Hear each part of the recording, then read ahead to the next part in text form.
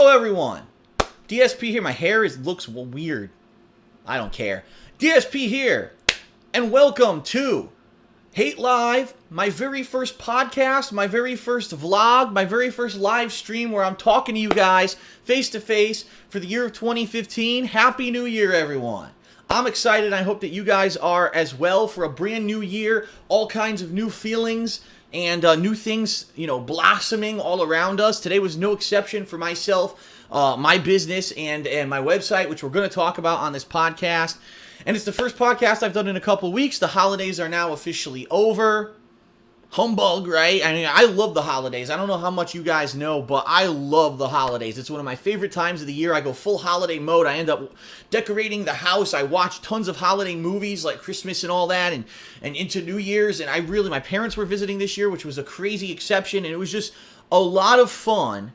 And I had so much fun that now I'm disappointed that it's over. But you know what? That's fine, because this year we're going to be doing things a little differently. We're going to be doing things hopefully in a more entertaining and fun way for everyone, and hopefully it'll take maybe a little bit of the burden off of me. We'll have to see. But we're going to talk about that on tonight's Hate Live podcast. So first of all, thanks for being here, whether if you're here live on stream or if you're watching on YouTube.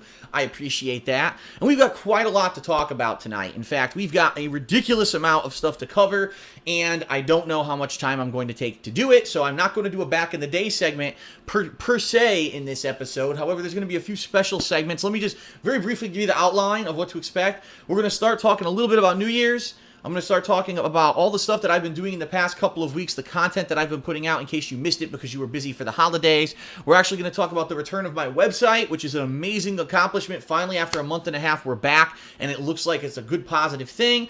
A little bit of information about, unfortunately, some attacks that I've been suffering this past week. I just want to let everyone know, without going into too much negativity or detail about it, what's been happening and what to expect if it happens again.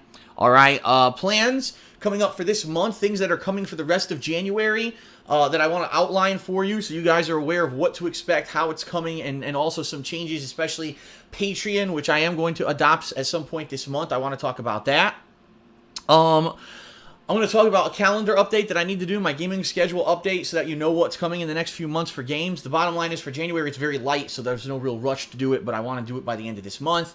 And, of course, then I want to talk about, for the rest of the year, the big things that I'm going to be doing this year when it comes to travel, when it comes to time off and or special events, so you guys know exactly what to expect. This will be the first day of the year. Why not? Why not talk about that stuff so that you guys are well aware, way ahead of time, what to expect when it comes to myself, my streaming schedule, my content, etc. Okay? And, of course, the opportunity to possibly meet me in person, which we'll talk about as well. And then we're going to take a break after all of that, which I'm sure that's going to take quite a while to get through all that stuff. When we come back, there's going to be a dual segment for the second half of the show. The first half of the show is going to be a tribute to my friend who unfortunately passed away this past week just after Christmas. And I knew him for quite some time, but then I really lost touch with him around the early 2000s when I really stopped. I stopped playing competitive Street Fighter. Then I got into it again, but when I got into it again, I wasn't really in contact with him. His name is Scott. We'll get into a lot more detail about this later, but I want to kind of do a mini tribute to him because he was one of the most influential people in the Connecticut fighting game scene. He's the reason why I and many others from Connecticut ended up leaving the state to go play games outside of the state. He was very influential in that regard. He was a good friend, and even though I haven't really seen or talked to him in quite some time, he still deserves a tribute segment on this show, which we will do. And then to close the show on a positive note, we're going to talk about Christmas and what I actually did during my Christmas break, because as you guys know, about a week ago, I took a significant amount of time off from the daily streams and the daily uploads to spend personal time with my parents and my girlfriend Leanna for the holidays. My parents came from Connecticut across the country to the state of Washington to visit us in person. I'm going to talk about the food, the decor, the things that we did around the house. It's going to be a fun kind of recap. You're going to hear some little mini stories about us going shopping and stuff that you don't know about. I'm going to talk a little bit about some funny stuff that happened in the house, some Twitter pictures, and all kinds of stuff. It's going to be a good segment to end the show on a positive note, okay? So, all right, everyone, let me get situated here. First of all, the first thing you might be saying to yourself is, what the hell is that next to Phil? Yeah, these are one of the Christmas presents that Leanna actually got me for Christmas were these cool throw pillows that are like retro NES cartridges. Look at them. I'm actually looking at the stream over here. That's what I'm looking at as I look to the left. And You know, they're kind of parodies of classic NES games tossed to the 80s. So this one, right, is a pillow that says Unicorn's Revenge. I think it's supposed to be a parody of like Karnov's Revenge, which was a famous NES game. And it actually has the characters from the movie Legend on the front, which is pretty funny. That's supposed to be Tim Curry playing the devil, by the way. And then over here we've got another one, Lava Jump, which is, again, look at how cool it is. It's supposed to be like an NES cartridge. It even has the thing on the bottom like you plug into the NES. And that one has a little guy that kind of looks like either a combination of Mario or the guy from Pitfall jumping over a volcano, similar to how Mario jumps over lava and fireballs on the cover of Super Mario Brothers. So these are really nice. And, you know, you're going to be seeing these in all the podcasts and the vlogs for the foreseeable future. So I figure I might as well show them to you guys so you know exactly what they are, okay? So let's talk turkey. Let's actually talk a little bit about what I've been up to recently. First, let's actually talk about New Year's. This was the very first year, obviously, since we've moved, that we celebrated New Year's in somewhere other than the East Coast. And it was kind of funny last night because Leanna and I were like, what are we supposed to do for New Year's? Like, do we watch the East Coast New Year's? Because we always used to watch the New Year's Rockin' Eve, you know, the Times Square. They drop the ball in Times Square of New York. And that was our New Year's because we always lived on the East Coast. And we're like, now that we don't live on the East Coast, what are we supposed to do? So anyway, we ended up doing some research and we actually found out that just locally, I mean, I'm talking it's very close to where we live, the Space Needle in Seattle actually has their own New Year's celebration where about 20,000 people gather for New Year's Eve, and everyone hangs out there, and there's a big a concert and music show, and they actually shoot fireworks out of the Space Needle as it hits midnight, and it turns to the New Year this out here. So we actually ended up watching that. It's kind of a short thing. It only lasts about 8 to 10 minutes. So that was like way shorter than like the huge overblown special that they do on the East Coast with New Year's Rockin' Eve with 5 million. I think I have One Direction dancing in the streets of New York. Who gives a shit? But we had our own little personal celebration here. When it hit midnight, we actually had a little drink of non-alcoholic, like bubbling apple juice, peach juice kind of a deal in celebration of the new year. And we had our own private thing. And we actually discussed, we said, gee, we're so close to the Space Needle that one year we should definitely do that. And I think that we've kind of decided last night together that one year we are going to do that. We're going to go over to the Space Needle and be there for the fireworks in person and maybe spend the night and, you know, the day in downtown Seattle, which would be nice. So didn't do anything major for New Year's. I hope that you had a great New Year's, a safe one. So let's talk a little bit of a recap now about what I've been doing recently, because these past couple of weeks have been very different from my usual content, where, as you know, I would do 2 gameplay streams a day, upload tons of videos to YouTube, and every week I was doing consistent weekend preview and a consistent, you know, vlogs every week, and it hasn't been like that for a couple of weeks. So for a lot of you, especially those of you who maybe have been away for a while, celebrating the holidays or being busy with your own stuff, coming back, you're like, I don't know what to expect, and I don't know exactly what's going on. Well, let's talk. For Christmas week, because I knew I was going to be busy with my parents, I had originally intended on doing a few fan appreciation sessions of gameplay with people during the course of the week. I also wanted to continue with Kingdom Hearts 2 Final Mix, which was the playthrough I had started the week before Christmas. But I knew I wasn't going to have a lot of time, so I tried to basically squeeze it in, and during the course of Christmas week, I was able to do a couple things. I was able to actually do one stream of Kingdom Hearts 2 Final Mix, and I was actually able to do a fan appreciation session of Super Smash Bros. On the Wii U. So, thanks to those who Christmas week were patient. You know, a lot of the times, I have consistent gameplay during Christmas week. A lot of the times, you know, back when I lived in Connecticut, it really wasn't that different from a normal week for me, besides Christmas Eve and day when I would spend some time with my parents, and usually I would even have time to do a Christmas special. This year was the exception because I was so busy with my parents' visit that it kind of, you know, took up all my time. And yes, we are going to talk all about that visit, like I said, in the second half of the show. So, thanks to those who were patient. I'm now back, but not at a full schedule. Let me explain what I mean by that. I didn't get to start any of my year-end series this year until this week, because there were so many games that came out in November, things like Pokemon and Far Cry 4 and WWE 2K15, that I was so busy with the whole month that I didn't have an opportunity to actually have time and work on these year-end series. And in addition to that, as I told you guys, the forums were down. And because the forums were down, there wasn't any opportunity for people to post up logos and fan art. There wasn't any opportunity for people to nominate things for their funniest moments of the year. And that's a big part of the year-end series that I like to do every year, and that was missing. So I held off on all my year-end series until this week, and now they've finally begun. So let me explain to you exactly how I'm going to be covering things this week at least, and then we're going to talk about the rest of the month a little bit later. This particular week, what I'm doing is I'm doing 3 different playthroughs. I'm doing the continuation of Kingdom Hearts 2 Final Mix, I'm doing the continuation of Dragon Age Inquisition, and we're doing Grand Theft Auto 5 on the PlayStation 4, so it's the next-gen version of the game, the first-person shooter. And the reason I say that is because I'm playing the game entirely in first person. A lot of people have inquired, are you going to do the whole playthrough? Are you just going to do it for a few hours and say, okay, you've got the taste of it? I don't know. I don't know what I'm going to be doing in particular. It all depends on how much time I have, if people are liking it or not, and go from there. You know, if I'm playing it and after 5 hours of playing, people are like, I don't want to see this again, and everyone's like, I wish you'd do other stuff, then I'll do other stuff. If I'm loving it, then I'll keep playing it, or vice versa. We'll have to see what happens, okay? But I started that this week based off of your feedback. I actually did a straw poll last week, and it was Grand Theft Auto 5 that overwhelmingly won the vote. Number 2 was Assassin's Creed Rogue, and then behind that we had finish up older stuff like Parasite Eve and Tales of Exilia 2. I'm not saying I'm never going to finish those. I'm just saying at this point, people are wanting to see fresh content. That's what I'm going to give them. You know, I'm going to give the people what they want. And for me, I'd love to finish those projects, but I also wanted to try Grand Theft Auto 5 first-person shooter, which I'm liking as well. So I'll do whatever, right? So I'm doing that, those playthroughs, as my first streams.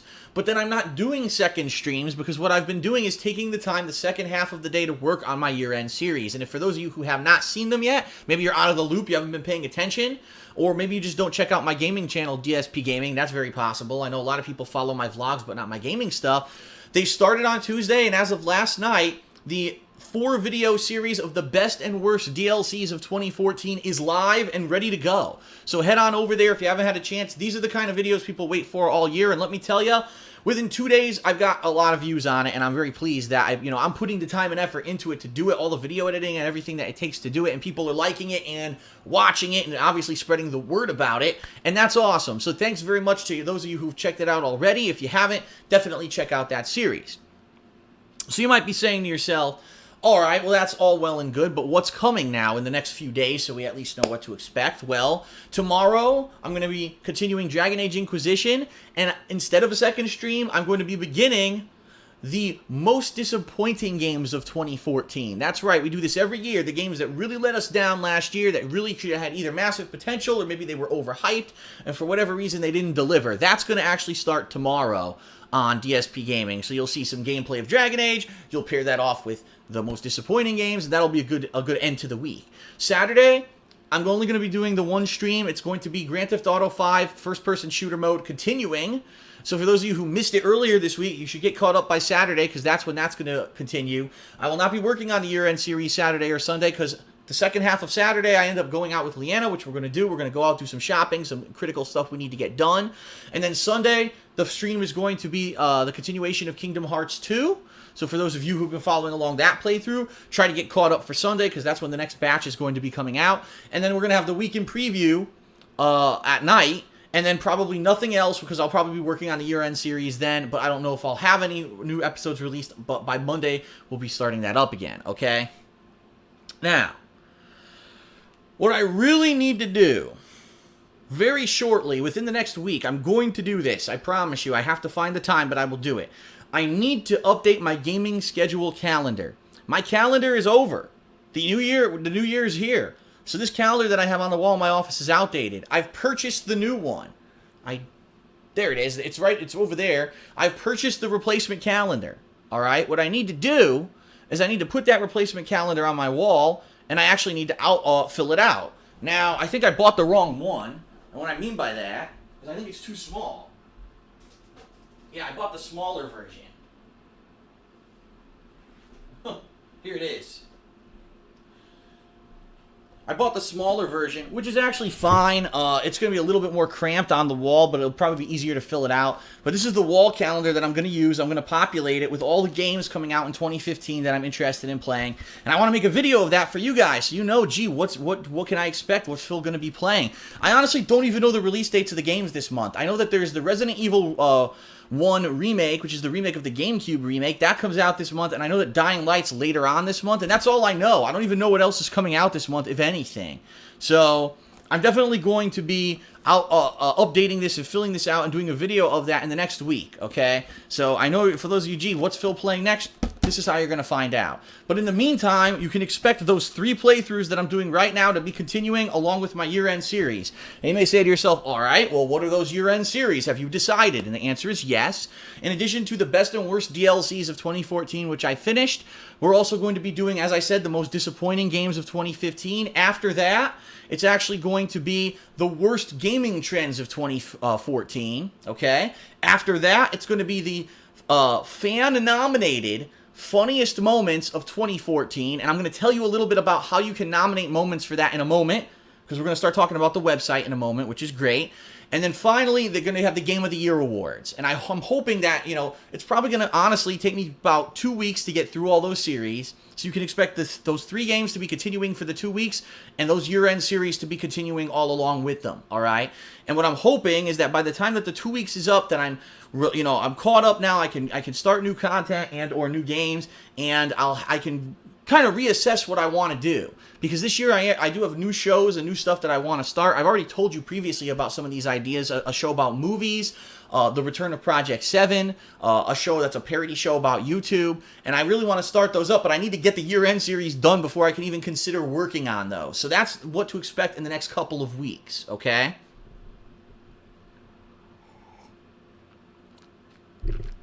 So the good thing is, thank goodness, that it's a light January, right? There's really not much going on at all this month. If this month had been crazy filled with more games, I would have been slammed. I don't even know how I would have done the year-end series. The good news is it's not. It's a slow month for gaming, and so we can take our time, okay?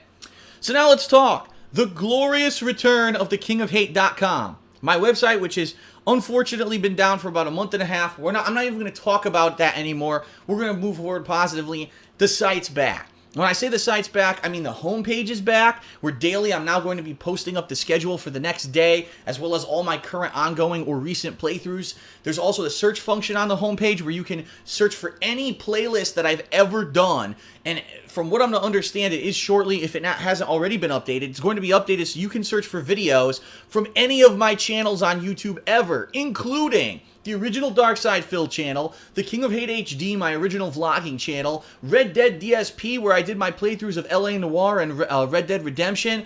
What's the other one? It's like DSP or Darkside Phil Final Fantasy 13. That's the one where I did the playthrough of Final Fantasy 13. That's going to be on there, in addition to the current channels, DSP Gaming and the King of Hate Vlogs. So any of my content ever on YouTube that you wanted to find, you're going to be able to search for in one fell swoop, one search engine, and it cuts through all the crap. I can't tell you guys, over the past couple of years since YouTube changed their fucking search algorithm in early 2013, how many people say, Phil, I can't find your stuff anymore.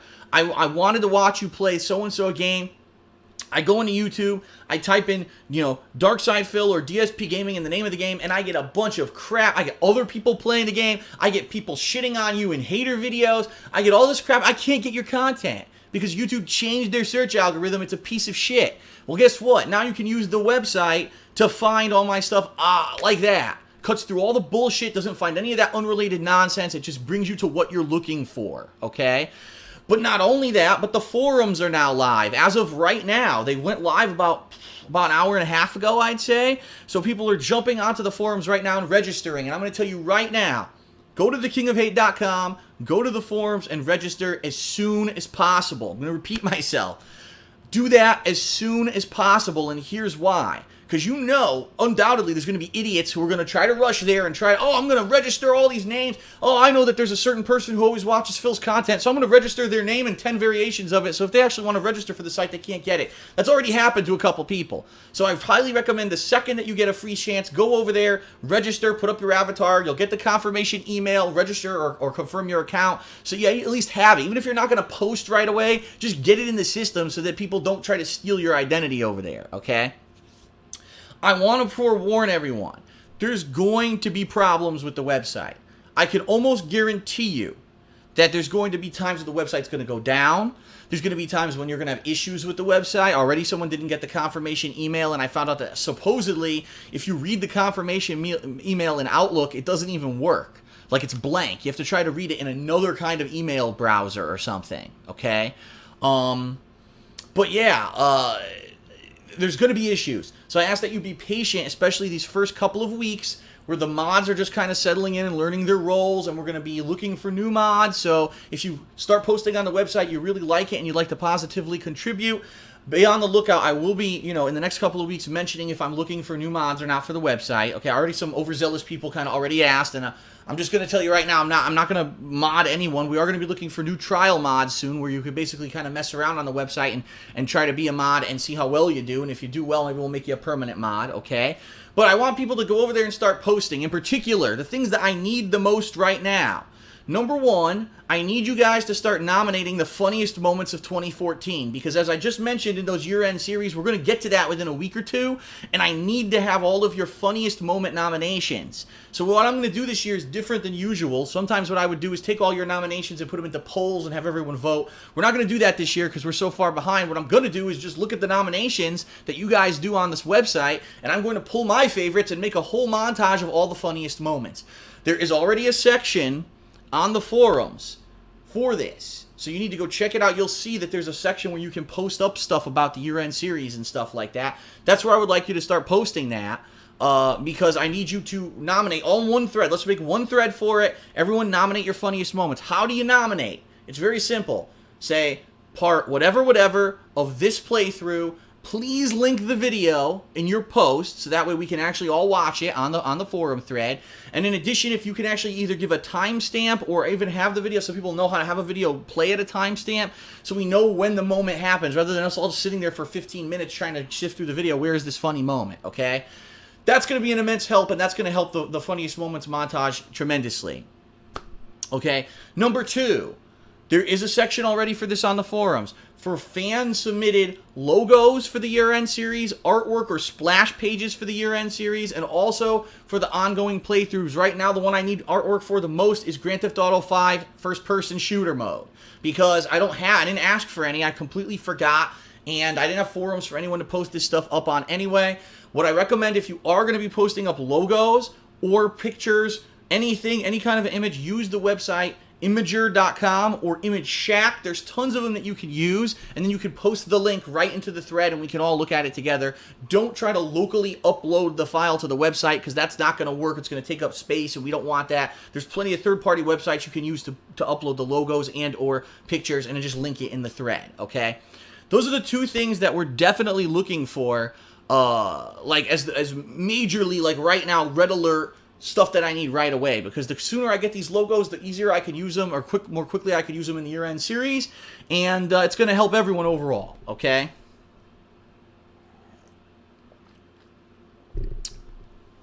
Now, I just want to make it clear, I'm very busy right now. I'm working on year-end series, I'm working on these new playthroughs, and I'll be honest with you guys, I've been so busy that I don't even have time to do stuff that's like normal stuff. Like, I need to make a phone call to schedule for people to come and install a new toilet in the master bathroom, and I haven't even had a chance to do that this week. That's how busy I've been. So understand that I'm going to try to make an effort to jump on those forums and participate, but you may not see me actively on there right away posting up because I'm so busy right now. Once we get through the year-end stuff, once things calm down a little bit, hopefully we're going to get through all that. If you have a problem with the website, like for example, oh, it's down, or oh, I'm not getting the confirmation email, you can tweet me or you can tweet the Mighty Onyx on Twitter. Both of us will try to review. Now, I don't know anything about the technical side of shit. So understand, if I get something like that, if it's not a quick fix or something I can easily answer, I'm going to be redirecting it to Onyx and or other people who can figure this out, okay? So I just want to make that clear. If you email or if you tweet me about, oh, I didn't get my confirmation email, don't expect a direct reply from me. Oh, well, I re-enabled the email. I don't know anything about that, okay? I'm not a technical-minded person when it comes to websites at all. I don't control that. I don't know anything about it, all right? But we'll do our best to try to answer your concerns as they come. Now, the one thing that I want to say, and I want to address, I'm going to address it very briefly, and we're going to move right on because there's no reason to dwell on it. Earlier this week, it is 100% confirmed that this past Sunday and Monday that I was attacked. I was attacked by I guess one or more persons. I have no clue because I don't even know what the situation is. I don't know what's going on. I don't know why in particular it happened. No one directly came to me and said anything. Basically, as I was trying to do fan appreciation matches in Advanced Warfare with people on Sunday, and then also on Monday when I was trying to live stream my Kingdom Hearts 2 Final Mix stream, I got DDosed. You might say, what is that? What's a DDoS? I don't understand. It's a denial of service, and what it means is that basically someone got a hold of my IP address, which is my location on the internet, and they sent an insane amount of data, packets of data, to that address. And what it unfortunately does is if you're live streaming, it kicks you off the internet for a few minutes because there's so much data coming through your IP address that it can't handle it, and it just completely shuts down. They also attacked the website. So the website, which wasn't even live yet, I hadn't even had anyone going over there, also got attacked, and that was down for a while. And I don't know what's going on. And the bottom line is I don't give a shit. I'm not going to sit here and say I'm angry about it, and I'm not going to say I'm upset about it. The bottom line is I'm glad that all the years that I've been doing this on YouTube, if it took this long for it to happen, I think that's a good thing. 6 years before some person decided to target me for whatever kind of malicious attack or whatever the hell it was. But it definitely happened, and yeah, there's confirmed proof. There's people who are tweeting about it. Oh, we got him and all. I don't care. I don't even care what it's about. The bottom line is, now my IP is protected, so at least for my live streams here, you're not going to see, hopefully, the streams go down because I found out how they were getting my IP address, so I got rid of that. I put up safeguards against that, and we've done our best to put safeguards up on the website about it as well. So hopefully, fingers crossed, these guys aren't super intelligent and find some crazy way around it to find all the information anyway. If they do, they do, and there's nothing I could do about it. Unfortunately, cyber crimes like this aren't really taken very seriously by many people, especially when it's someone like me, an individual, versus say, oh, all of Sony was DDosed. That's different than Darkside Phil, who was just doing a live stream, was DDosed. No one really cares. Local law enforcement doesn't have a cyber crimes division that handles it. All I could really do is try to file like a claim. There's an online form you can fill out with the FBI, and they're probably not going to do anything with it. I'm just going to have to put up with it. Now, unfortunately, their only real way, 100%, to protect myself from being attacked again is to get what's called a VPN. All right, what that would do is it would completely protect my network from any kind of an attack like that. The problem is that it creates latency.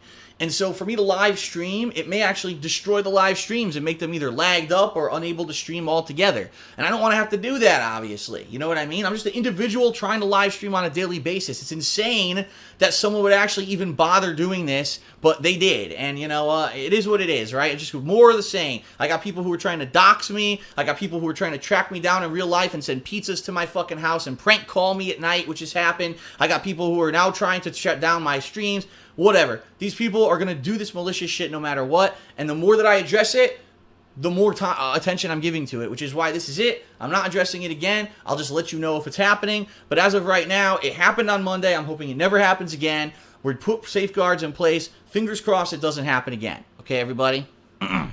All right.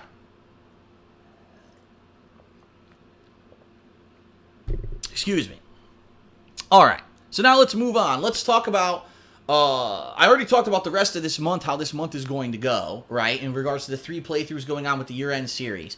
Once the year-end series conclude, we're going to see how far I've gotten with the playthroughs that I'm in. Again, Kingdom Hearts 2 Final Mix, Dragon Age Inquisition, and the Grand Theft Auto 5 first-person shooter playthrough. At that time, I will decide, do I want to continue moving on with these? Do I want to, like, for example, in the case of Grand Theft Auto, say, all right, maybe I played it enough and I don't feel like playing it anymore. We're going to then reassess at that time, all right? Because there's new content this month. Like I said, there's the HD re-release of Resident Evil 1. I believe there's a DLC coming out, like a standalone DLC for Saints Row, which I know, what the hell, it's been over a year since they had one. That's kind of weird that it's coming out then, right? And there's also going to be Dying Light at the end of the month, which is a game that I'm very interested in, and I'm sure you're probably very interested too. It seems like when it comes to like these scary survival horror style games, those are the games that people like to watch me play the most. I mean, Evil Within and Alien Isolation both were fan favorites this past hardcore gaming season. So I'm definitely looking forward to that, and you know, I'm hoping that we'll have enough time this month to do the year-end series, to play the new stuff, and to continue on with the other stuff. Hopefully by the end of the month, I'll know exactly what games are coming out when, and I'll give you more of an idea of what to expect, okay? But one thing that's definitely coming this month in particular, by the end of the month, I talked about this last Hate Live, and I want to talk about it again right now, is Patreon.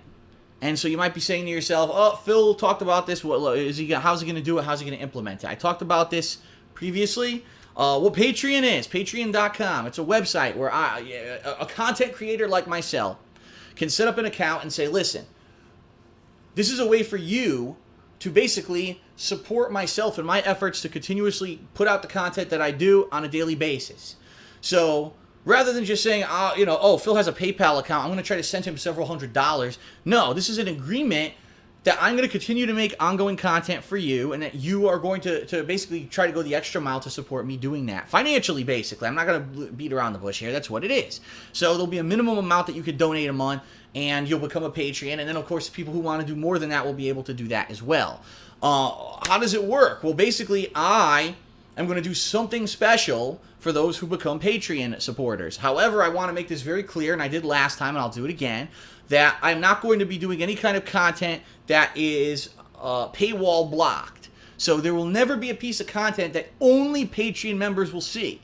What it means is that Patreon members may get advanced access to certain content, such as maybe an exclusive stream that I do for Patreon members, or something like that, all right? I don't want to ever say, because you can't afford to financially toss some money my way to help me keep doing this the way that I want to do it, that you don't get content. That's ridiculous. Everyone should get the content for free like it always has been. The difference here is that, unfortunately, this past year when I did move to the state of Washington, I lost a chunk of my viewing audience for whatever reason. I don't know if it was because they didn't want to wait 2 to 3 weeks for me to move. I don't know if something pissed people off. And the bottom line is there's no reason to even dwell on it or worry about it, because I'm moving forward positively and I'm doing what I'm doing. And, I have to at least find a way to make up for that in order to continue doing what I'm doing and to pay my bills. Unfortunately, like I said, the move is really what's holding me back right now, is the fact that I have a bunch of debt racked up from moving to the state of Washington. Now, within a certain period of time, I should be able to get paid off. But right now, I can't take a huge, dip in income because of this happening. And there's been people who for years have said, Phil, why don't you accept donations? And I said, because in good conscience, I couldn't accept donations when I'm making a decent amount of money doing this on YouTube. And the bottom line is that this year there was a big decline, and I need to make up for that, and that's why we're doing Patreon, okay? So it's going to go live this month. Why haven't I done it already? There's a couple reasons. Number one, because I was more focused on just getting to this new year, working on the year-end series, and getting the website up, because all that stuff was kind of lingering, and I wanted to get that out of the way before I moved on to the next big hurdle. That was number one. Number two, because there is an idiot on there who's impersonating me and thinks it's funny to say nasty things about me and make a fake account, which, by the way, violates Patreon's terms of service. The problem is I don't know what's going on, because both myself and multiple people has sent notices to Patreon saying, please take down this falsified Dark Side Phil channel, because it's not legit. It even says right on it, it's a parody channel, which is against the terms of service of Patreon, and they still didn't take it down. It's been like over 3 weeks. They still didn't do it. So I don't know if they're just being lazy about it. I don't know if they don't read their inbox. I don't know if they've been gone for the holidays. You would think if you operate a legitimate business, they would take down accounts that say in big letters, parody account at the top, but they haven't done it yet. Once it's down, then I can set up my account, a real account, and we can start to have a dialogue about what kind of stuff would you like to see if you are a Patreon, right? If you're a patron of my arts, as they would say, you're a patron who wants to see me continue creating the content that I create, what would you want to get in advance? Would it be an exclusive stream once a month, maybe, that I do where we talk about certain things or I address certain topics? Would it be gameplay? Would you want to see some gameplay? Maybe a game that normally I wouldn't have played, and you want to see me play it in advance, you know what I mean? An exclusive stream, and then I upload it later on in the week for everyone else. We'll have to see. All right? We'll have to see. And it's going to be dependent on you. And that's another reason why I waited to do this, is because now that I have the forums, I can actually get legit feedback about it, rather than me talking about it on a video like this, and then a bunch of negative people all leaving nasty comments, rather than a legitimate conversation about it. On a forum, we can actually control that environment. We can have people have an intelligent conversation, especially for those who are interested in doing it, okay?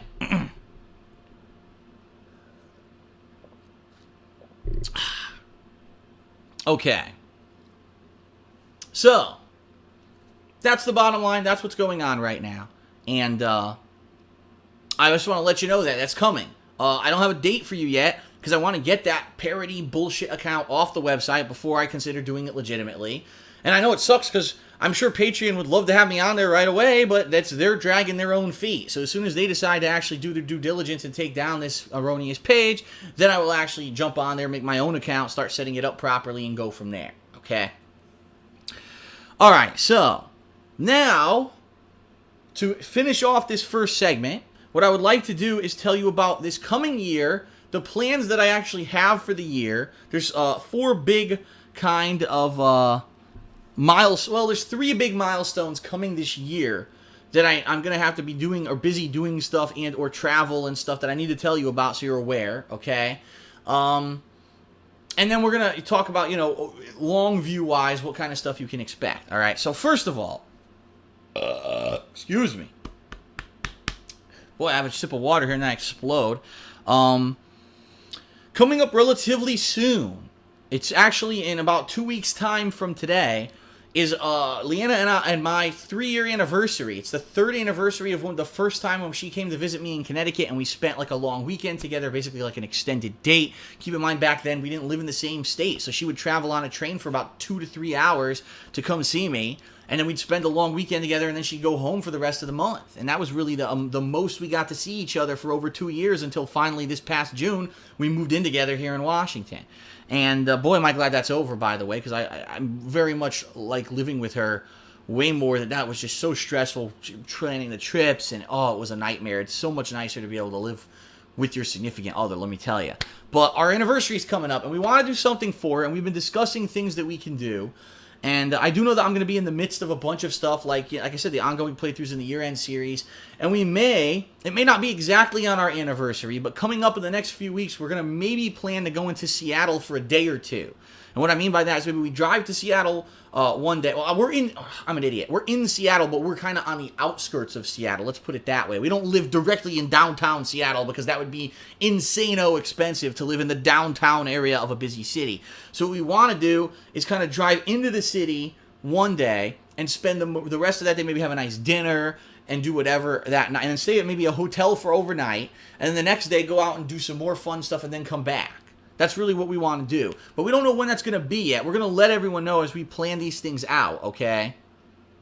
About what exactly is going on in regards to that trip. Because I want you to know when it is. I don't want to just spring it on you. Oh, by the way, we're go ahead and do this out of nowhere. Now you're like, oh, man, well, I thought you were going to be doing ongoing gameplay or whatever, right? So that is coming up, and I'll let you know when that happens. And more than likely, if we do anything interesting, we may vlog it, okay? This is a good one. In March, coming up in March, we are going to be attending Emerald City Comic Con. Now, for those of you who don't know what that is a comic book, video game, sci-fi, television, movie, music, any kind, pop culture convention that's actually held in downtown Seattle. And we've bought our tickets way earlier, way when they went on sale, way earlier in 2014. We have the weekend passes. So what we're going to probably plan to do, is take 1 to 2 days that weekend and head into the city and attend the con. And so we're going to be there in person for 1 to 2 days as we attend this con. We'll probably be vlogging, maybe even, getting some cool stuff while we're there. If anyone is in the area and planning to attend the con, there's high potential you may run into us and may be able to meet up with us and, meet and greet, have a little handshake, a little discussion or whatever. If you want to get anything autographed or whatever, I've never had a problem autographing anything anyone ever asked me to autograph. I'm totally cool with that. So we will be there. So I just want to throw that out there. We'll be talking more and more about that as March gets closer, okay? But we are going to be attending Emerald City Comic Con. It's the first real major event we've done since, seriously, in person. It's the first event we've done since, oh my God, Screw Attack Gaming Convention. In 2013, SGC 2013 was the last time we were in person anywhere, so we are going to be doing this in March, okay? Now, fast forward to way later in the year. We're talking around November-ish, okay, of 2015. Leanna's brother is getting married. Her brother, who lives way back on the East Coast, is getting married, and all of her family is coming together to attend this wedding. And she says, I got to be there. I'm sure we're going to get an invite. I got to be there. I said, all right, family is very important. And, we got to be there. So that is going to be a trip that we're going to be doing in November of this year. And I don't know when yet. Is it going to be around Thanksgiving? Is it going to be before Thanksgiving? Is it going to be during a busy gaming week? Who knows? All right. But that's coming later this year. Once we have dates and things set for me to let you know exactly what to expect with that, I will definitely let you know so you will know what to expect with that as well. Sure, we'll probably vlog it a little bit, but we're not going to vlog her whole family. She wants to, that's fine. I'm not going to do that, but I might vlog a little bit of the trip or whatever. So there is going to be some time in November where, even though it's the hardcore gaming season, this is more important, and we're going to take some personal time out for that, okay?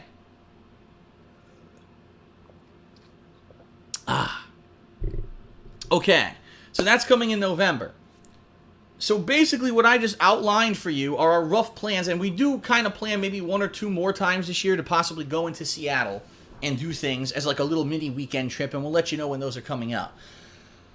But unfortunately, and I say this with a heavy heart, because at this point now it's been 2 straight years, we're probably more than likely not going on vacation anywhere this year. Last year in 2014, our focus was really moving.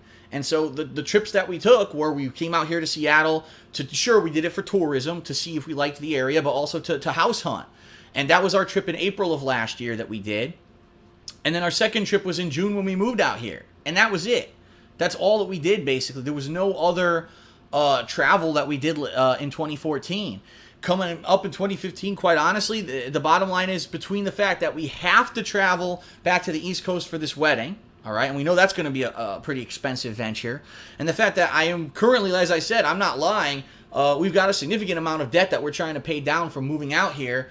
I don't think it's going to be viable for us to go anywhere else on vacation. And, we've talked over the past couple of years that we either want to go to Vegas, but now that we've moved out here, more than likely what we want to do is go to California. If you guys remember back in 2012, that first year when we were dating, we actually went to Florida together for a trip, and we went to Universal Studios, and we went to SeaWorld, and we did all this fun stuff in Florida, and we kind of want to do similar stuff in California, where maybe we walk the Hollywood Walk of Fame, and we go to all those museums out there, and we go to Universal Studios out there, and one thing we definitely want to do is we want to go to Disneyland. Because neither of us have actually officially been to Disneyland. I actually was there once when I was kind of like in my late teens, early 20s, but I was with a couple guys who just didn't want to really go on rides or nothing. They were just there to walk around because we got free passes to get in. And really, it wasn't like going to Disneyland. It would be great to go with Leanna and for us to go on the rides and really enjoy. We want to do that, but it's not viable right now. I mean, being completely a reasonable adult, sure, could I rack up even more credit card debt to go and do this trip? I absolutely could. But until I pay down the existing debt more, there's no way that I think we're going to be able to go on a vacation this year. And I know that sucks. I wanted to do it so bad. It's 2 years straight now where it's looking like we're not going to have any real vacation time. It's going to be me working all the time, constantly playing games, working on playthroughs for you guys, working on these new series that I'm going to be doing this year. It's going to be a lot of work, but I think that overall, as it's going to pay off, as I pay off all this debt that we incurred when we moved here, and hopefully within the next year to 2 years, we're in a much better financial position. Maybe in 2016, we can look to finally go on a vacation, but for me, it's pretty much going to be, what I forget the word for it. You know what I mean? Something to the grindstone. I always forget the saying. What the hell is it? Not pedal to the grindstone. I can't remember the saying, but basically working hard to try to get back to a position where I don't have a ton of debt lingering over me, all right? I've been in my life, many times in my life, where I had a ton of debt lingering over me, and it wasn't until I started doing YouTube that I was able to pay all that debt off. So now that I have a little bit more back, I want to do the responsible thing like I did last time, and not just go nuts spending a lot of money, but instead kind of pull back this year. Good thing is I have a new gaming PC. I don't need any kind of real equipment upgrades or anything this year whatsoever. The house is here. The house is fully furnished because we did all that last year. So really there's not too much that we're going to have to spend a lot of money on. Hopefully we can get that kind of out of there. You know what I mean? We can get all that paid off, and hopefully by the end of this year in a much better financial position. So maybe next year we can look to do that kind of stuff. So that's kind of our short-term outlook and long-term outlook. The short-term, you know what we're doing and I'm doing in January. You know what's coming up long-term, and it is what it is. It is what it is. Some people are saying pedal to the metal. Nose to the grindstone. That's it. Nose to the grindstone. That's the saying that I was looking for. Everyone in the stream chat literally said it at the same time. So thank you for that. I got to remember, keep your nose to the grindstone. That's basically going to be this year. Me busting my ass to try to entertain you through new series and the ongoing playthroughs that I've always done. And hopefully things will work out. That by the end of this year, like I said, we'll see. We'll reassess. Maybe halfway through the year, we'll reassess, and I'll let everyone know how things are going. Okay? All right, so really, the only other thing that I really want to talk about in this first segment of the show is the only one real big piece of news that's happened since the last podcast that I did 2 weeks ago. If you remember, the big news story when I did this podcast 2 weeks ago was that this movie, The Interview, was canceled. That Sony Pictures said they are not releasing this movie anywhere. It's not going to be on demand. It's not going to have a theatrical release. No, it's not going to be released at all because there was this big hacking that happened to Sony, supposedly by North Korean hackers or terrorists or whatever you want to call them, who are so displeased that the movie featured Kim Jong-un and that he gets assassinated in the movie in a parody manner. What a difference. Seriously, what a difference 2 weeks makes. Because in the past 2 weeks, how things have completely flip-flopped. I don't even think I can talk any. Could you have ever seen any more of a 180? First of all, Sony Pictures said, yes, we now agree that if theaters want to release the movie, they can. So very few theaters really have. Few small release, but the movie really hasn't seen a big theatrical release. But all of a sudden, over Christmas and this holiday break, the movie's on demand everywhere. You can get it on Xbox Live. You can get it on PlayStation Network. You can get it on this one and this one. You can basically get the movie on demand anywhere. Any means you want. So even though the movie didn't get a theatrical release, probably more people fucking got it on demand digitally than any movie before, I would almost think, because it had such hype and controversy surrounding it that everyone probably said, I gotta see this movie. I didn't see it. I was one of the few people that I kind of said, I really wasn't too thrilled with the premise of the movie anyway. I don't think that murdering a world dictator is kind of a funny thing, but maybe that's just me. But I almost assume that tons of people must have seen this movie. And, have you ever seen anyone flip-flop or wishy-wash on a movie like that? Seriously. At the same time, it was weird because it was like almost everyone came out of the woodwork. From Jimmy Kimmel to President Obama, people were coming out during that week and saying this movie should not have been banned. This is censorship of the biggest degree, and when you do this, the terrorists win. And basically, you're saying that terrorists can now just threaten to hack anything, and we'll have to change our way of life because you didn't release this movie. It's a parody, and it should be covered under freedom of speech. And maybe that's what made Sony change their mind. I don't know. I don't know if what you guys think. If any of you have seen the movie. And maybe in the comments of the video, you could say if you saw it and if you liked it or not. I didn't see it. I'll be honest. I like Seth Rogen and James Franco. Do I think that they're the funniest shit ever? No. But I've seen a few movies. Like I saw This Is the End. I actually really like that movie. But there's other movies they've done that I didn't like as much. Pineapple Express was one of them. I didn't really like Pineapple Express. So it's hit or miss for me. And for me, it was like, do I need to rush out and get this movie on demand immediately or whatever? No, I didn't even really care. And quite honestly, I didn't really hear too many people talking about it. Besides the controversy, I haven't anyone said, I saw the movie and it was amazing or anything like that. So, I don't know. We'll have to see. Maybe I will eventually get it. I'm just not sure if... I haven't looked into it at all. I'm curious, did they take advantage of it and instead of letting you rent it, do you have to buy it? Because now they do that all the time. Oh, it's not available for rental for $6 or $5. You have to buy the movie digitally for $20. Like, what? Obviously, if I can get the movie, I could rent it too. You're just being a dick and not allowing me to rent it. You're making me buy it, which I don't want the fucking movie permanently. I just want to see it once. I don't know. People are now commenting in the stream chat. Some people are saying they think that there was no hack or there was no issue with the Pineapple Express. Oh. Some people are saying there was no issue with the interview. The whole thing was faked just to get the movie to actually sell digitally, that there was no actual terrorist threat. Other people are actually saying that the movie was terrible. I see someone saying James Franco is the most annoying fucking person ever in the movie. Wow. So anyway, for the dumbest movie, you know what I mean? It's like the dumbest premise for a movie. The amount of controversy and hype and all kinds of news that this movie made because of this was so silly to begin with. But now it seems like this whole censorship issue that really sprung up because of this is completely a moot point. The movie's everywhere. People even saying people got it. It's all over the internet. People are torrenting it. You can get it if you want it. Don't worry. It's not a big deal. Fuck North Korea. The movie's free out there anyway. So, there you have it. Outside of that, it's been slow. It's been quiet. I think that because of the holidays, there has not been a lot really going on in particular. I'm sure there's been a little bullshit here or there, but really not a lot going on in particular newsworthy of the past couple of weeks. I get the feeling, give it another week or so, all of a sudden we'll see newsworthy stuff happening again, especially in gaming. Right now, I think people are taking a little bit of a break from it. So, all right, so that's it for the first segment of Hate Live. When we come back, we're going to have the Scott tribute, and we're going to talk about my whole Christmas celebration with my parents. It's going to be a good second half of the show. Thanks a lot for watching, everyone. We're going to take a short break. I don't know, where did I get this pen from? We're going to take a short break, all right? If you're watching on stream, just hang out. I'll be back shortly. If you're watching on YouTube, take a look at the timestamp in the description of the video here. You can click and skip this whole commercial break and come right back afterwards to watch the second half of the show. Thanks a lot, everyone. I'll be back shortly. Don't go anywhere.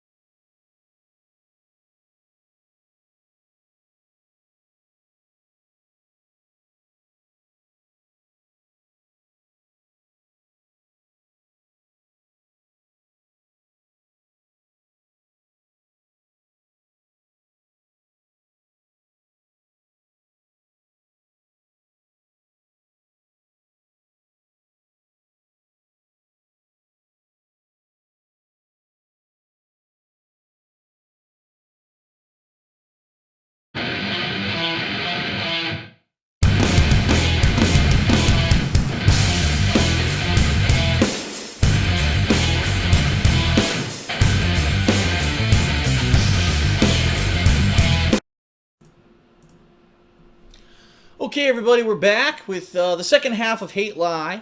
And as I said, this one's going to be two different segments. So let's actually start with a segment that I wanted to take some personal time here to talk a little bit about a friend of mine. Someone who I've mentioned previously on Hate Live podcast, all right? His name was Scott Hovannisian. In the Street Fighter community, he was actually went by the nickname Vincent Del Pino. And he was, first of all, much older than pretty much anyone who back in Connecticut when we were originally kind of coming up and playing Street Fighter. He was about, maybe I'd say 10 years older, if not a little bit even older than that, than most of us. And he is known as one of the people who was kind of around the Street Fighter community in its very early grassroots. So we're talking when Street Fighter 2 was first taking off, he would be the guy that would fly out to Chicago and had friends out in that area who held a tournament called Midwest Championships. And he was not best friend, but a very close friend of Jason Wilson, who was one of the most known, most renowned tournament organizers for Street Fighter, okay, in the whole country.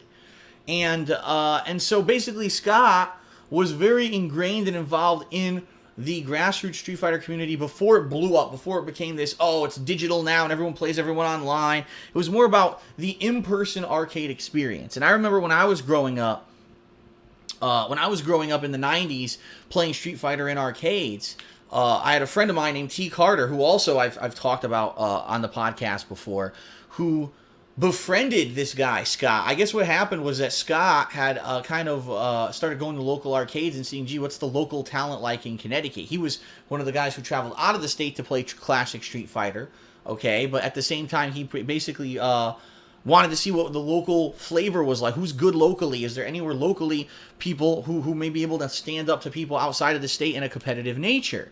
Again, keep in mind, everything was very small. There was maybe 2 or 3 major tournaments in the entirety of the United States in the 90s, okay? And and so he, I remember, apparently befriended my friend T, and he'd gone into our local arcade, which was located actually in Bridgeport, Connecticut, and he went into our local arcade and watched T playing Street Fighter and was like, wow, this kid is really good.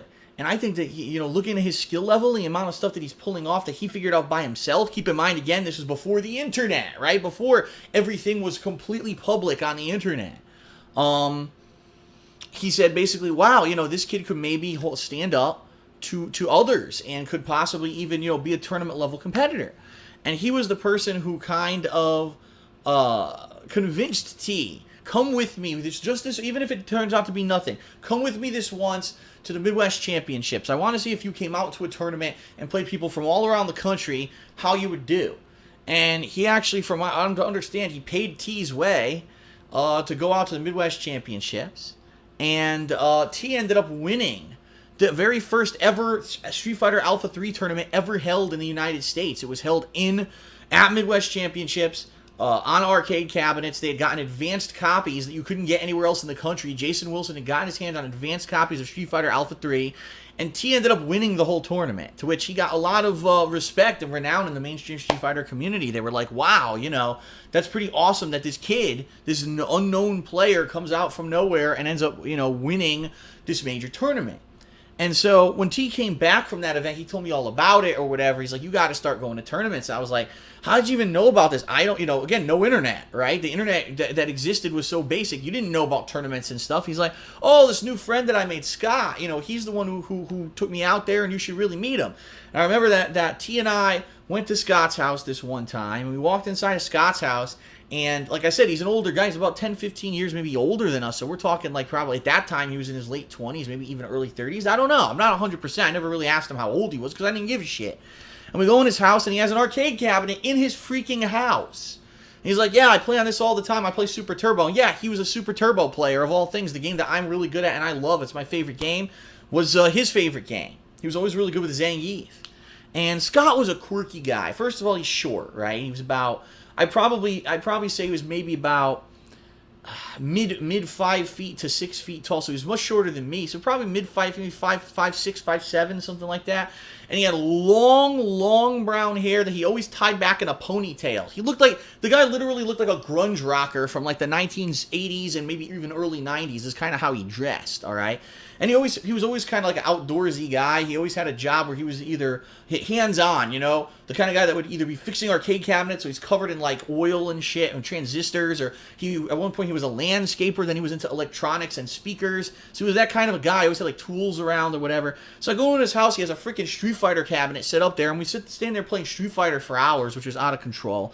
Over the years, you know, I got to know him a little better, and he always wanted me to travel. He's always trying to convince me to travel and go to these tournaments, to which I was like, I don't know. And then eventually I did. Eventually I started traveling. I went to the East Coast Championships, and he was there with us, and we went to many tournaments and stuff together. And then after that kind of died out, I'd probably say around maybe 2002-ish, I took a step back because that was the time when I was just finishing college, or I was in the middle of college into finishing college, and I really wanted to find a job that I could keep, and I wanted to basically pay my bills down so that I could get my own place and move out of my parents' house.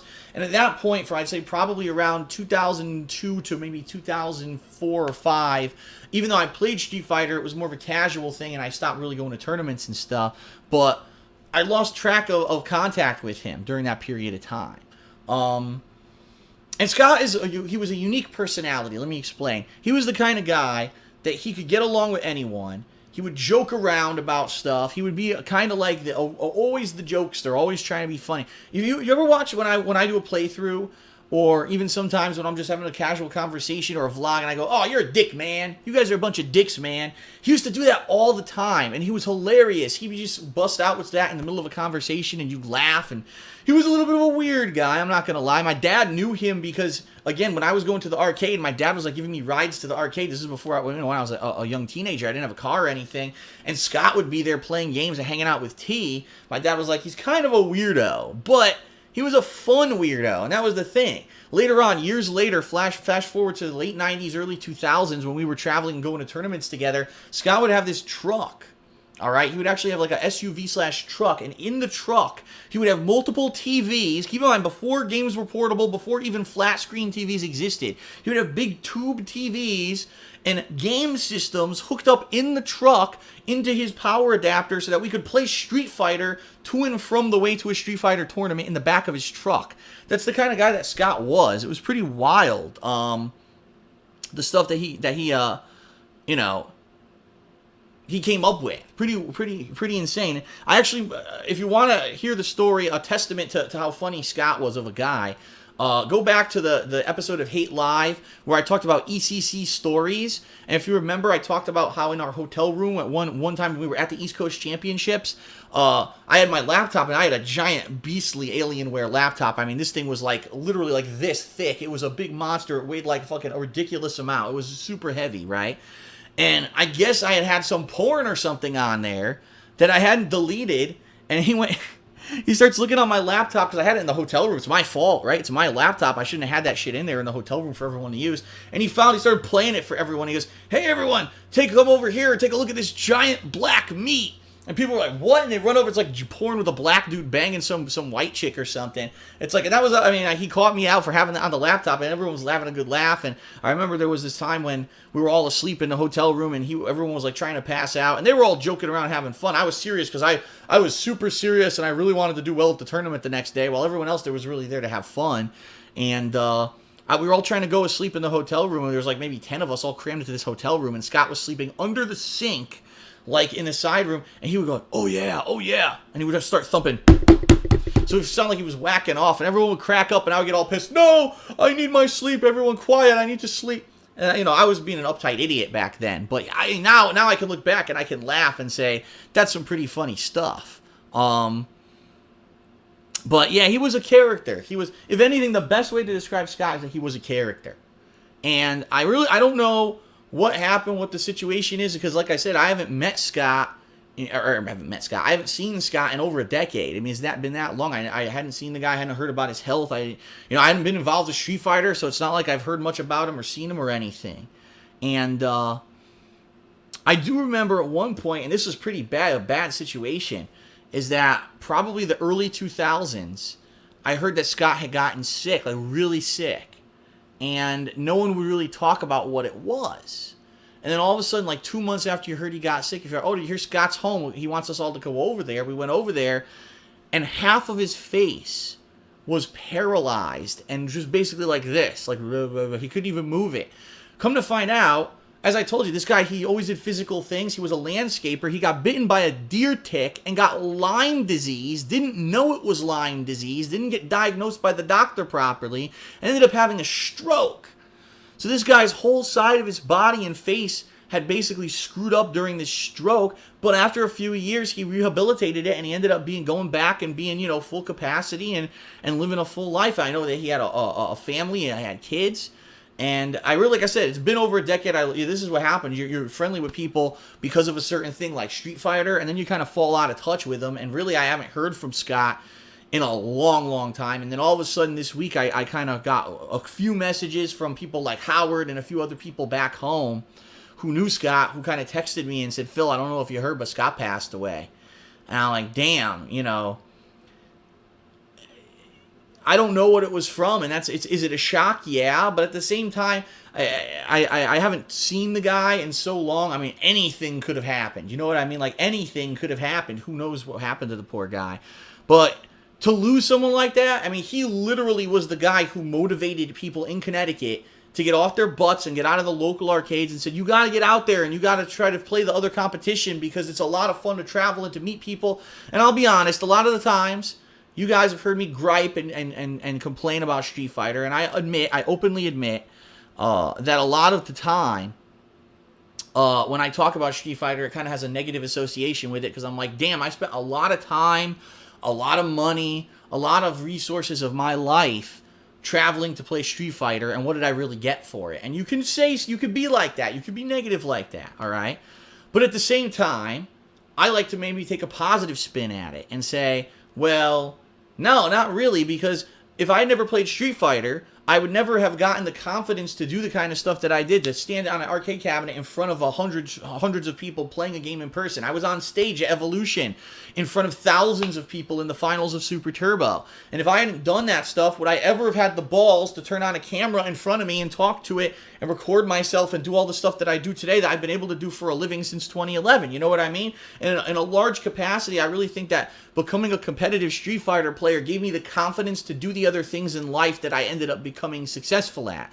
So if it wasn't for Scott motivating all of the state of Connecticut and really giving us the initial push to leave the state of Connecticut and go to New Jersey and go to Chicago and travel and meet people from all over, I never would have met half the people I met in my life. I never would have seen half the stuff that I've seen in my life. I never would have experienced a lot of the fun things that I've done in my life, and I may not have even be here. This podcast itself may be owed to the direct actions of Scott Hovhannissian.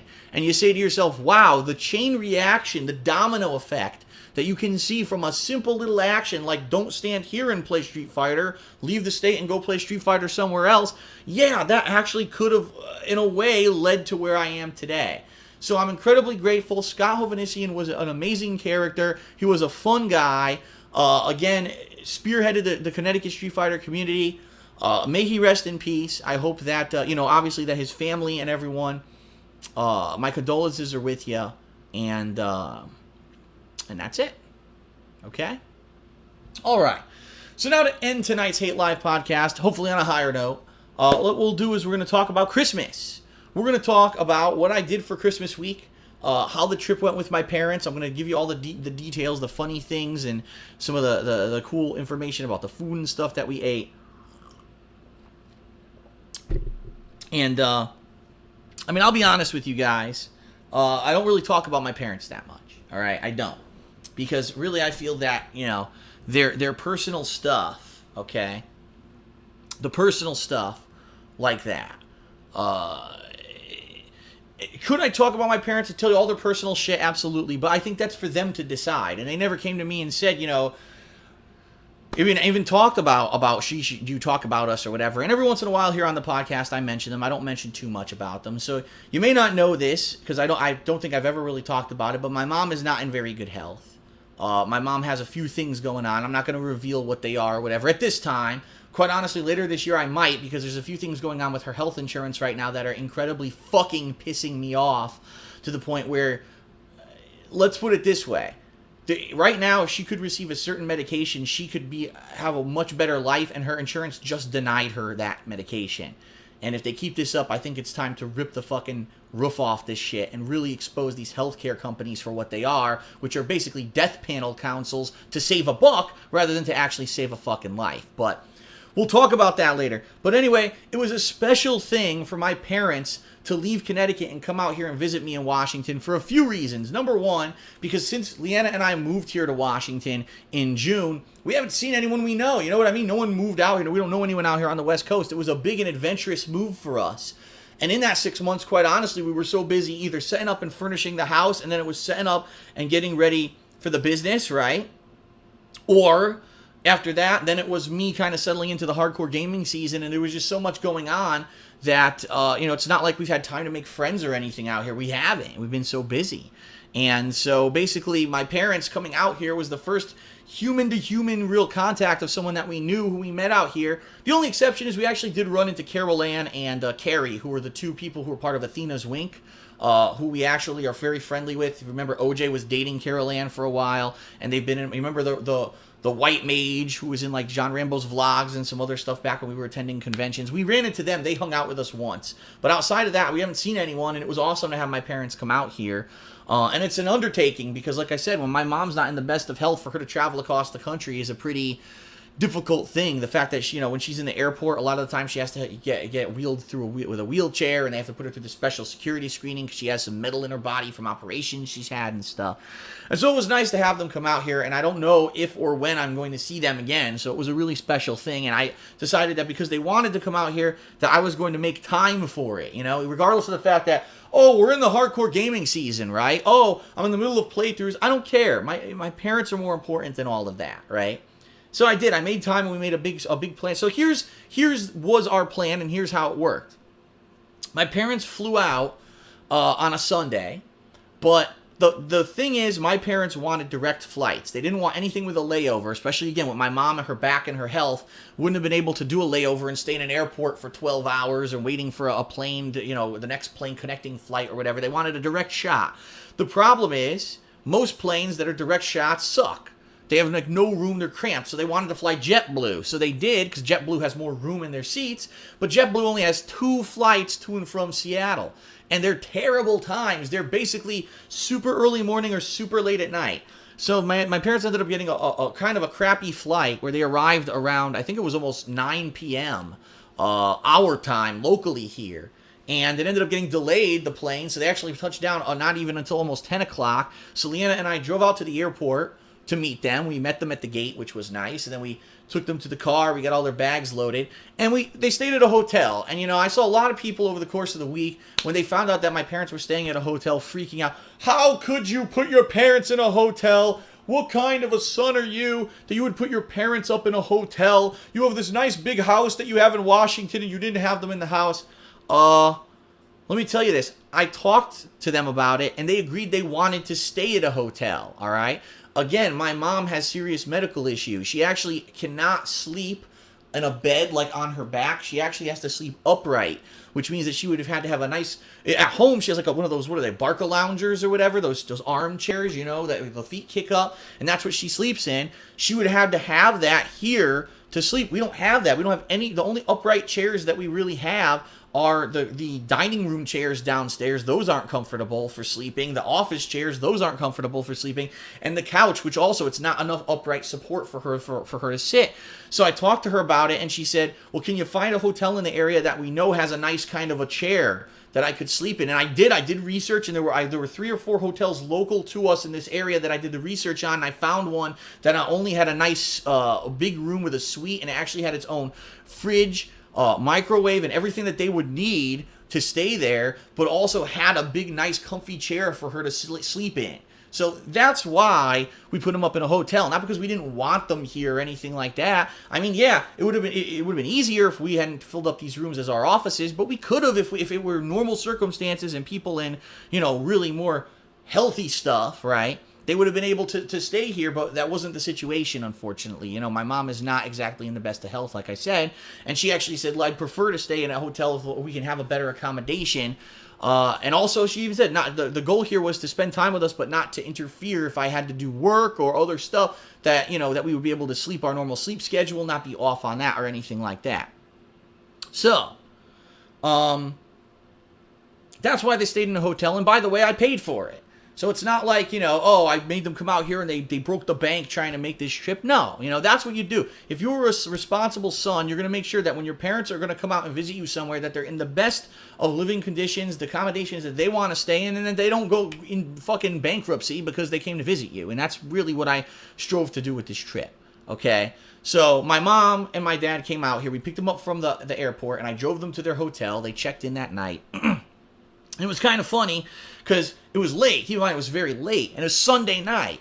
Now, here's the problem. Sunday night in this area, there's very few things that stay open besides like 24-hour fast food, like, say, McDonald's.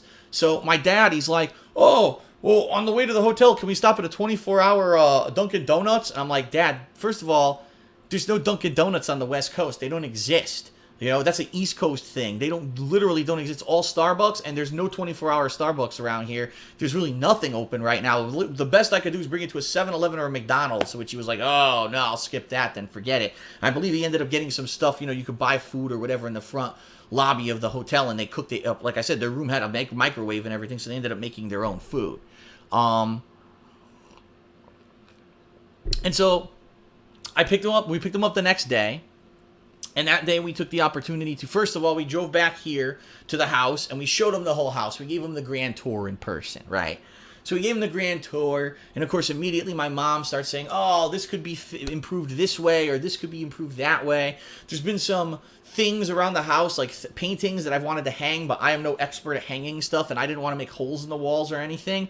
So I was waiting, and my dad was going to help me with that stuff, and also I have a broken toilet that my dad was going to help me fix, which was good. So basically, I picked up my parents. We did the whole tour. They looked at everything in the house. Okay. And then we said, all right, well, first of all, I take that back. We got food first. We actually got IHOP together. So we all went to IHOP and got some food. And then they saw the house, which was nice, and they relaxed. And my mom's all about her tea. She drinks tea like nonstop. Like, that's all she drinks is fucking hot tea. So she brought 1 million tea bags of her own hot tea that she was constantly making. And she insisted on using our microwave to warm her water. I was like, Mom, we have a Keurig drink maker right here that can make you fresh hot water. You don't need to nuke it. Nope, she had to nuke it because that's what she was used to. My dad did partake of the Keurig, and he did actually enjoy having a lot of different drinks and coffees and stuff during the time that we were here. So anyway, so that first day was all about showing them the house, and then after that we went out shopping. And when I say we went out shopping, we did a few things. We went to Target, and my mom went and bought a ton of stuff for them in the hotel room, including a giant body pillows and 20 different pillows for her to try to position herself in this chair that she was going to sleep in the hotel room. And they got themselves, some snacks and utensils and plates and stuff for the hotel room, because they knew that half the time they were going to be there and half the time they were going to be with us.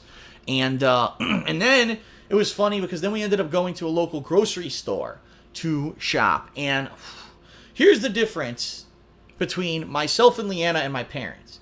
So both of us would go into a grocery store with a list, but Leanna and I would literally go aisle by aisle, picking out the items that we need, checking them off the list. So by the end of the time that we're at the end of the store, we're good to go.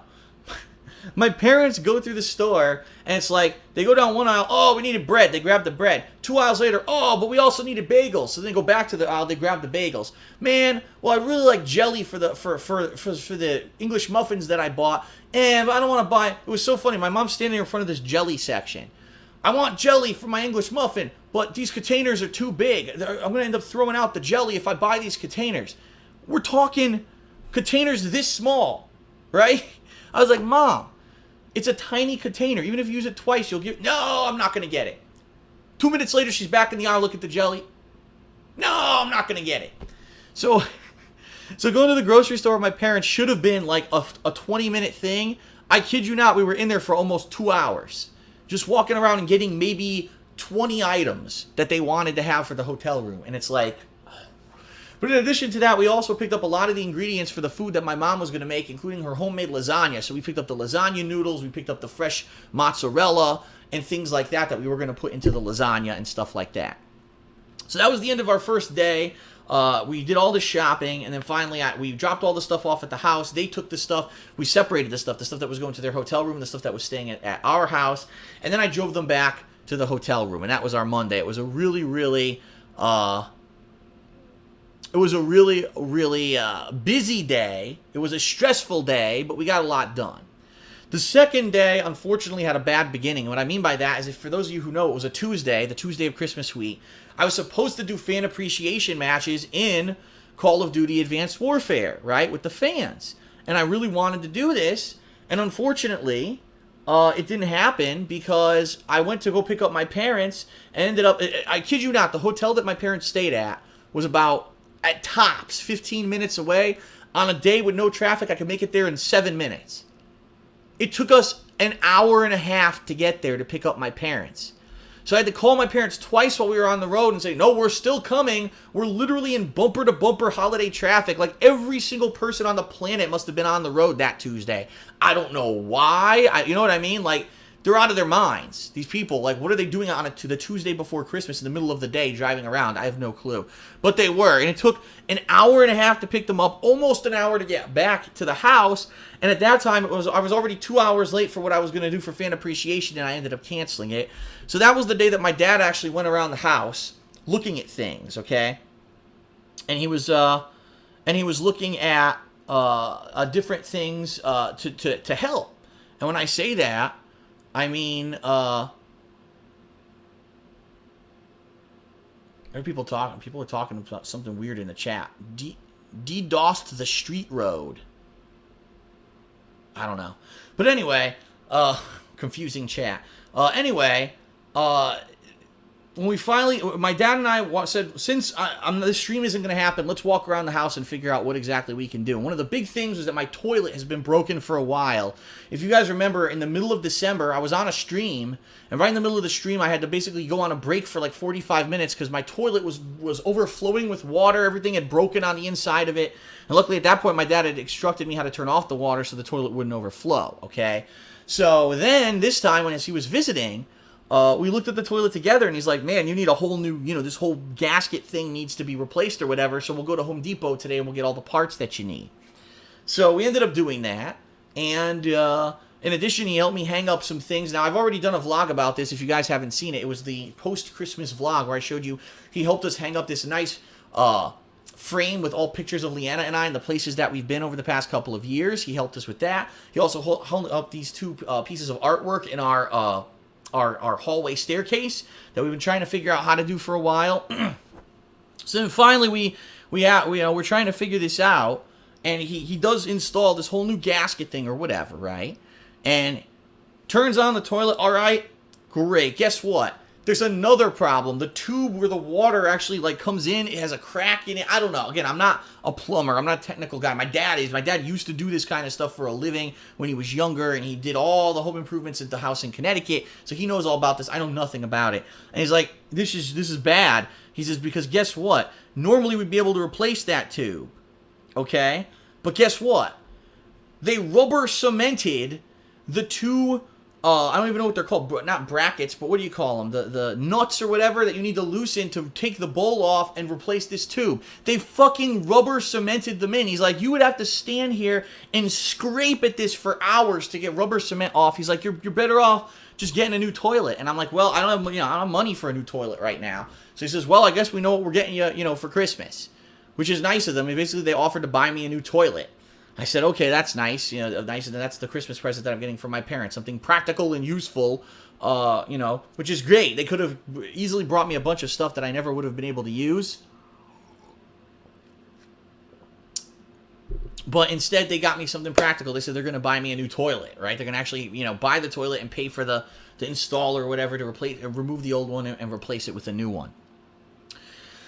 So we did all that, and that was basically Tuesday. And then over the course of the week, we had different meals with my parents. I believe, what was it, Tuesday night?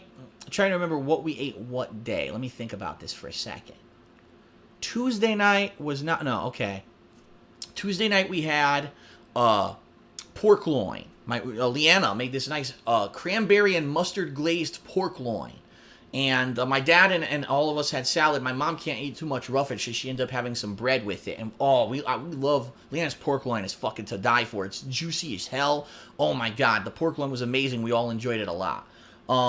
Wednesday was Christmas Eve. And so we spent some time together during the day, but we actually went out to a local Chinese restaurant. That's right, ladies and gentlemen, we continued our tradition. I've talked about this in the past, but what we do is in the tradition of, well, all right, let me explain. Let me give you guys some background.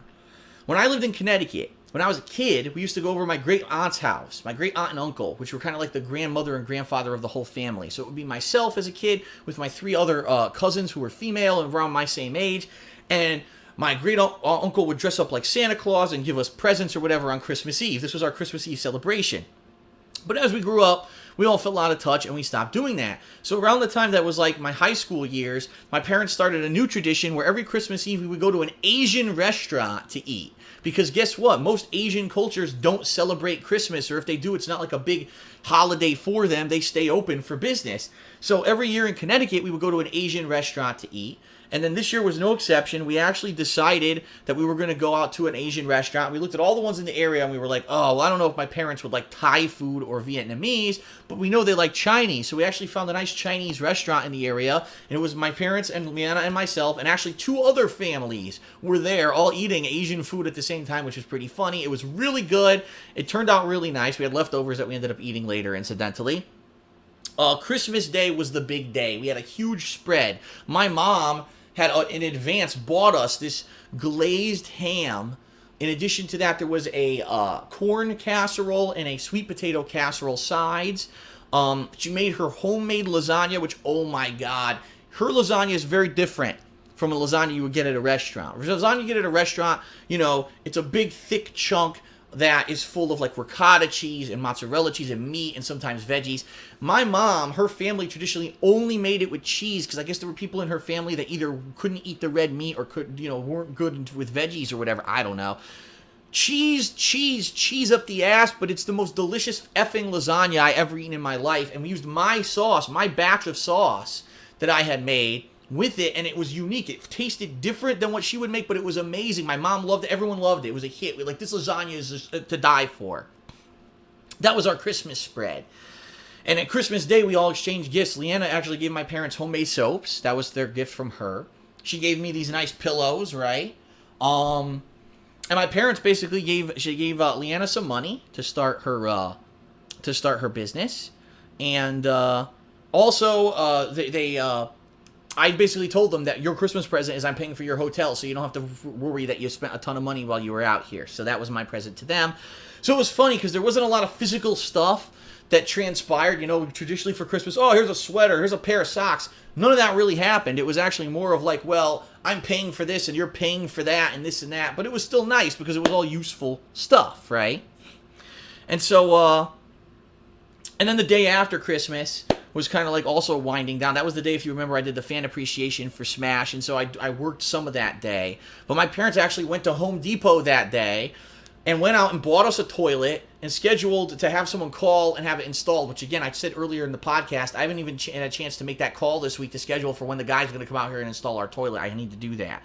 And then Saturday really was kind of the day, it was the last day, so they had to check out of the hotel at noon, but get this, their flight wasn't until 9 p.m. They were flying the red-eye overnight flight, leaving here at 9, and it was supposed to touch down in Connecticut at like 6 in the morning. So a completely overnight flight. And they wanted to get to the airport really early, and they were nervous that we weren't going to make it. It was funny because I was like, you guys are going to be fine, even though it might be busy. We'll get you to the airport in plenty of time. So we decided they hung out at the house for a few hours. We said, we'll go out to an early dinner. And we went out to this place called, is it Claim Jumper? Something like that. It's something, it's I've taken pictures of it before. It looks like a lodge on the inside. I tweeted pictures where I said it looks like the lodge from The Last of Us. And it's American fare food. And so we're eating, and it took a little bit longer for the food to come out than normally it would. And my parents, they're so nervous. Oh my God, we're going to miss the flight. I'm like, Dad, It's 6 p.m. Your flight doesn't leave till 9:30. I'm pretty sure we're going to make it to the airport. Oh, that's one thing I want to mention. The awesome, cool thing about living where I live, we're only about maybe 20 minutes tops from the airport, which is amazing. 20 minutes? In 20 minutes, we can get to the airport. So when we do eventually get to travel, like we're going to have to do later this year to go to Leanna's brother's wedding, we just get a cab. He'll drive us to the airport in 20 minutes, like $20 probably. Versus when I lived in Connecticut, oh my God, to get to the airport, you had to get a special ride. If you drove, it would take over 2 hours, right? Or if you didn't drive, because I couldn't drive on the highway, I still can't drive on the highway, we would get a ride. Even the ride would take an hour and a half to 2 hours to get there. Now, a hop, skip, and a jump, and we're at the airport, which is amazing. So anyway, yeah, my parents were so nervous that they weren't going to make their flight. I'm like, you guys have so much time, you have no idea. And by the way, it's a holiday weekend. I almost guarantee you, your flight will be delayed. So we had this dinner. We got to the airport probably a little after 7, right? So no one there, like literally no one there. They go right. We dropped them off. They went right in. We said goodbye, tearful goodbye, of course, because I don't know when I'm going to see my parents again. The bottom line is, they came out this year. They probably more than likely won't come out again next year. I hope my mom's health holds up. It all depends on what happens with this health insurance issue, which you're going to be hearing more from me in the future. I'll forewarn you, because if they deny my mom a medication that's going to make her better, I'm going to fucking lose it. And that's one of the things that I am going to lose it. Like, I'll maintain my composure when it comes to trolling and when it comes to stupid, annoying lawmakers trying to stop, censor the internet. I'll get angry, but I will not contain myself when it comes to my mom's health. So I'm going to warn you guys, if things turn for the worse later this year, you're going to hear a lot from me about it. And I hope that people are serious about it and we can actually do something about it together, or a social movement to get shit changed. Because if my mom suffers because a fucking health insurance company won't pay for a drug for her to save her life, I am going to lose my shit. All right. But anyway, not knowing when I'm going to see them again, right? And we don't know. It was a pretty tearful goodbye. And, so right after that, we said, well, on the way home, Leanna and I said, we'll stop at the grocery store, because it's been almost a week now. We'll stop at the grocery store. We'll pick up the stuff that we need for the coming week. So this was maybe a half an hour. We take one foot in the grocery store. My phone rings. I pick it up. It's my mom. She says, guess what? Flight's delayed over an hour. I said, I told you, Mom. I knew it. You know what I mean? Like, I knew it. I knew that with this holiday weekend that your flight was going to be delayed pretty badly. But they ended up eventually getting home. They just said it was like the worst flight ever, because it was a red-eye flight where everyone would think you could sleep. No, there were like 7 babies on the plane, all crying overnight. So no one on the plane got any sleep. But my parents got home safe. I actually am due to call them this Saturday to find out about this week. I want to find out, because they have cats and stuff. Some of the cats they had dropped off at like a place to take care of them. I want to find out what happened with the cats in the house and whatever, and see what's up with them. And, it was a good trip. Do we do a lot? No. I'll be honest with you guys. We didn't do a lot. You would think if your family's visiting, why didn't you go into Seattle, and why didn't you do this? And the answer is basically because my parents, like I said, my mom can't really get around too well anymore. And my mom said, I've been to Seattle already. I've been here, previously with other visits. I don't need to go to Seattle. I'm here to visit you and see the house and spend time with you and have food with you. I'm not here to go and do gallivant and do different things. So even though it was pretty much a stay-home week, it was a relaxed week, it was a fun week, it was stressful in some ways. My mom smokes, and Leanna absolutely hates it. I hate it too, but I can bear it because I grew up with it. But Leanna, it's like, she can't breathe around cigarette smoke. So that was kind of an annoyance. And my parents bicker about all the time, and they're in the grocery store taking forever and stuff like that. But it was all very, very worth it. It was it was a nice week. I was able to see them for the week. I don't know again when I'm going to be able to see them again, especially with next year when we go to the East Coast. We're going to be in Pennsylvania, not Connecticut. So chances are I won't be able to see them then. Who knows if or when I will be able to go back to the East Coast to visit them. Especially, like I said, with what's going on this year with me starting up Patreon and really having to put my nose to the grindstone and try to work a lot to pay off my debt. I can't really incur a lot more.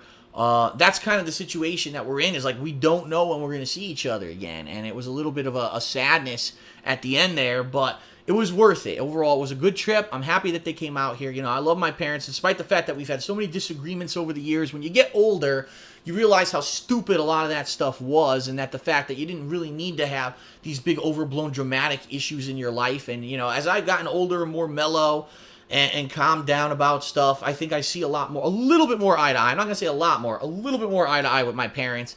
And I can definitely understand a lot of the stuff that they go through.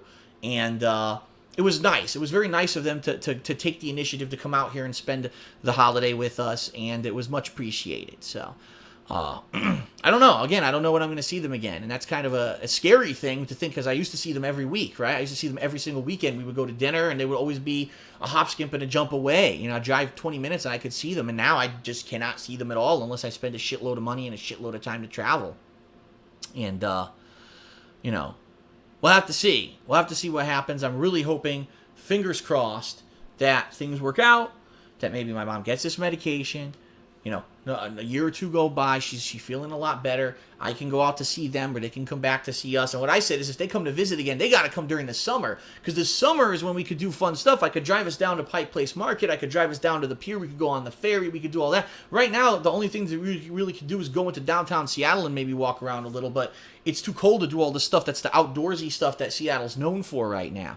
So really, this was the kind of time of year where we really typically wouldn't visit unless it was for the holiday, which is what they visited for. So that's really what we did during that week. It was a fun week, and even though I wasn't here for consistent gameplay, I appreciate that you guys were patient, that I had the time to spend with my parents, and, you know, we got through it. And now it's time to push forward. The new year, the new content, the Patreon, the website's back. Everything's going well. I'm excited. I hope that you guys are as excited as I am for all the new great stuff that's going to be coming up in the near future. I thank you very much for that. And hey, Happy New Year again, everyone. As we end the podcast tonight, Happy New Year. Here's to a healthy, positive year coming up, of brand new stuff coming up, new shows, new gameplay. I'm hoping, quite honestly, let me put it to you this way. If things work out with the way that I'm doing stuff now, which is one gameplay stream during the day, and then at night I work on a year-end series that maybe is like an edited series, that may be something that I do a lot more often, where I'm not always constantly doing 2 gameplay streams a day. Maybe I'll do one stream, and then I spend the other half of the day working on my new series and stuff like that, if that's the kind of stuff that you want to see. And I would love to know that. You know what I mean? I hope that you guys, like I said, will check out the forums, because the forums are now live. And people right now, I'm sure, are posting actively. Again, I need your help when it comes to fan art, when it comes to logo submissions, when it comes to nominating things for funniest moments of the year. When you get a chance, please head over there sooner rather than later, so people don't maliciously try to take your persona, which unfortunately happened a few times already. It's going to be a good year. I've got a great positive feeling about this year. I really do, and I hope that you do too, okay? So that is it, everyone. For Hate Live, the first one of 2015. I hope it was a good one. Boy, do we talk about a variety of topics on this podcast. Holy shit. Thanks for tuning in. I appreciate that. Next week, we will have another episode of Hate Live. We're going to have to see what we want to talk about next week. I guess it's going to depend on what's going on in the news. I'll see if I can maybe put together another Back in the Day segment for you guys, because we haven't done one now in quite some time. And we'll go from there, right? But for now, this is DSP signing off. Have a good night, everyone. Happy New Year. Happy 2015. I hope you had a good, safe one. And let's really push forward positively. If you want to know, honestly, quite honestly, if you want to know what my resolution is for this year, I've got 2 of them. I got 2 resolutions for 2015. The first one is that hopefully by the end of this year, I've got this debt situation under control, where at least I've paid down what I needed to pay down, and I'm in a situation where my credit is not, right now I can tell you, this past year, because of the debt I incurred moving, my credit dropped. And that's unfortunately what happens, is when you have credit card debt, your credit drops. It's stupid, because it's like, oh, you have debt. Yeah, but I've always paid my debt. In the history of my entire life, I've never missed a payment. I always pay my debt. Doesn't matter. If you have the debt, your credit score drops, which is stupid. But that's how it works. So number 1 goal, by the end of this year, hopefully be in a better financial situation. Number 2 goal is that hopefully this year we're able to readjust. It's not constantly about me streaming and doing pure gameplay, but a mix and a happy medium where it's me maybe doing some more kind of, original series, more edited series, which you guys seem to have been asking for a while, versus me just doing raw gameplay all the time. And because of that, it gives me more variety in what I'm doing. Instead of just sitting here and playing games all day and feeling a little bit more burnt out, then maybe I can actually do more variety of creative stuff, which I've wanted to do. And my goal is that by the end of this year, hopefully I've found that happy medium between, yes, there's still gameplay, but there's other fun stuff too. And that's what I wanted to do last year, and I didn't do it because I was so focused on moving that became my one and only goal for the year. And now that I'm here, I'm settled in, I'm able to work on a daily basis, this is now the time when I need to really focus on doing that new kind of a balance. And I hope that you guys will help me this year, finding that balance, that you'll give me your constant feedback, whether it's on the new website, whether it's on Twitter, whether you shoot me an email at darksidephil@hotmail.com. All that stuff's very appreciated. And here's to a great 2015 for not just me, but for everyone.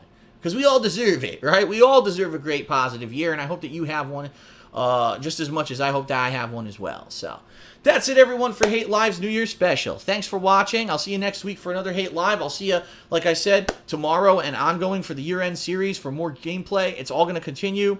Thanks a lot very much for watching, and that is it. Have a good night. Happy New Year. Peace out. See you later.